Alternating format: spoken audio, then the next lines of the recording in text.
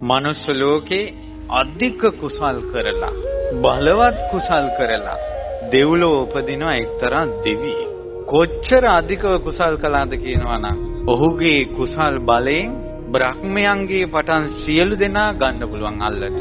ඔහු ඒ දෙව්ලොව ඉපදුනාට පස්සේ අතිශයින් චිත්ත විපරීත වුණා, දෘෂ්ටි විපරීත වුණා. ඔහුට කියනවා මාරයා කියලා. පව් කරලා ඉපදිච්ච කෙනෙක් නෙවෙයි. අධික කුසල් ශක්තියෙන් ඉපදෙනවා, එහින් විපරීත වෙනවා. නපුරු තැනක ඉපදුණා. ඒට උපමා කතා කොමටද? ආර ලෝකාධිපති කෙනාට පුළුවන් තමන්ගේ බලය වැඩි නිසා බ්‍රහ්මියෝ අල්ලන්න පුළුවන්, දෙවියෝ අල්ලන්න පුළුවන්, සියලු සේනා අල්ලන්න පුළුවන්. ඔහු එදා මහා බෝධිසත්වයන් වහන්සේ ගයාවේ වජිරාසනේ මත වැඩ ඉඳිද්දී බෝධිසත්වයෝ පළවාරෙන්ද මහා සේනාවක් ඇතුවාවේ. ඒ සේනාව සුළු සේනාවක් නෙවෙයි, මහා සේනාවක්. බ්‍රහ්මියොත් අහුවෙලා, හොඳ දෙවිවරුත් ඔහුගේ දැහැනට අහුවෙලා, සුර අසුර සේනා ඔක්කොම එකතු වෙලා එක තැනක සුළු පිරිසක් මහා බෝධිසත්වයෝ වටා වජිරාසනේ ළඟ ඉන්නවා. අර පැමිණි සේනාව සංඛ්‍යාවලින් කියන්න බෑ. අසංඛේයයි, අප්‍රමේයයි. බෝධිසත්වයෝ ළඟ බෝසෙවෙනේ හිටපු පිරිස ගණන් කරන්න පුළුවන්. එනමුත් අර මහා සේනාව දකින්නකොට දෙවියන්ගේ සිහි විකල් වුණා. බ්‍රහ්මයාට ධ්‍යානය අමතක වුණා. කිසිවක් කිසි කෙනෙකුට සිතාගත නොහැකි එසැනින් සියලු දෙනා අතර දහම් වෙලා ගියා.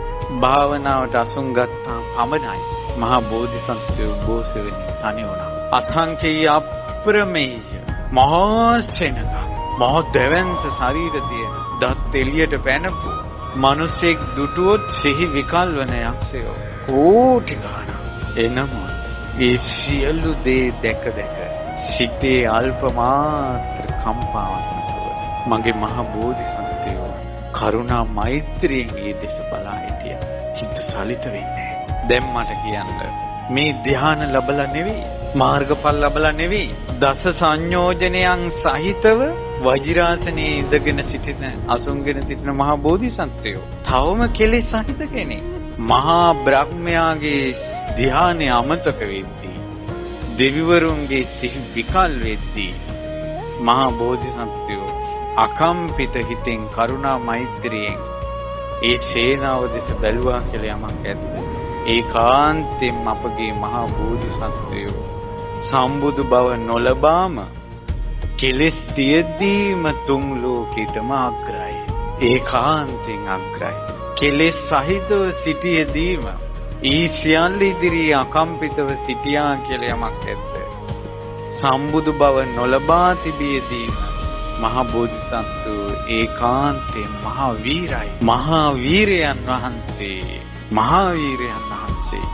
දැන් කියන්න, මරුම් පෙරදුවේ අපේ මහා බෝධිසත්වයෝ කෙලෙස් සහිතව තියුදී බුදු වෙලා නෙවෙයි. ඊට පස්සේ සම්බුදු වුණේ. දස සංයෝජන තියෙද්දී තුන් ලෝකෙට අග්‍රයි නම් සම්මා සම්බුදුරජාණන් වහන්සේ ගැන කවර කතාවද?